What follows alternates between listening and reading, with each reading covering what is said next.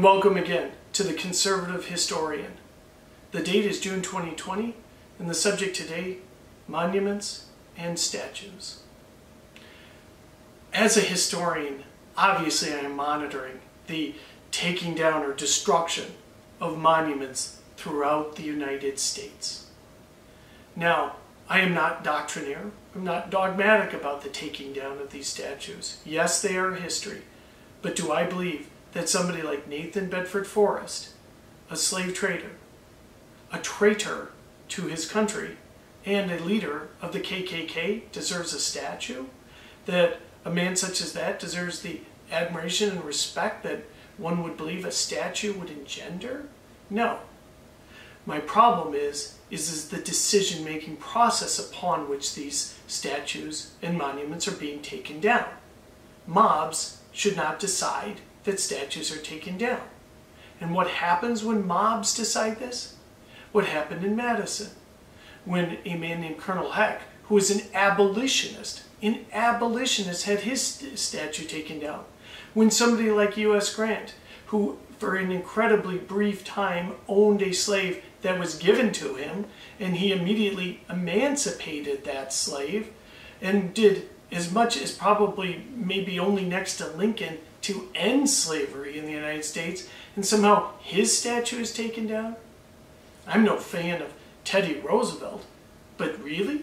Teddy Roosevelt's statue is now being taken down? These things should be debated.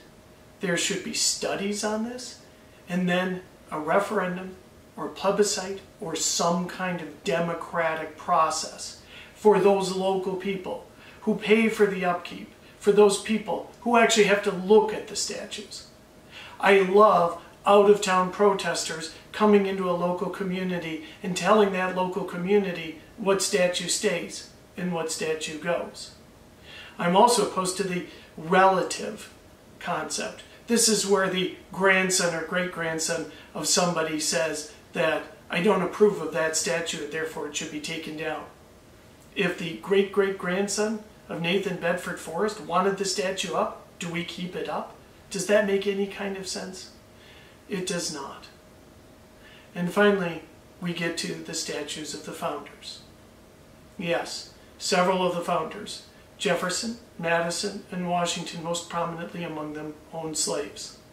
Slavery at that time in the world, unfortunately, and this is a sad part of humanity itself, owned slaves. Britons owned slaves. The French were running slave colonies on Haiti at the time. The Spanish owned slaves. And yes, even in Africa, there were communities of Africans who owned African slaves, a tradition that goes back through several prominent African empires that include the Ghanaian and the Malian empires.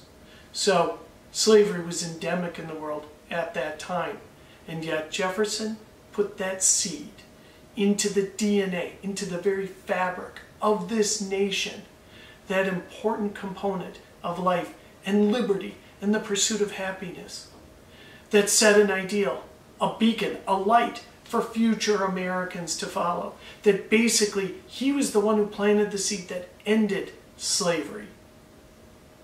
And should therefore the paradox of Jefferson, should that statue stay up?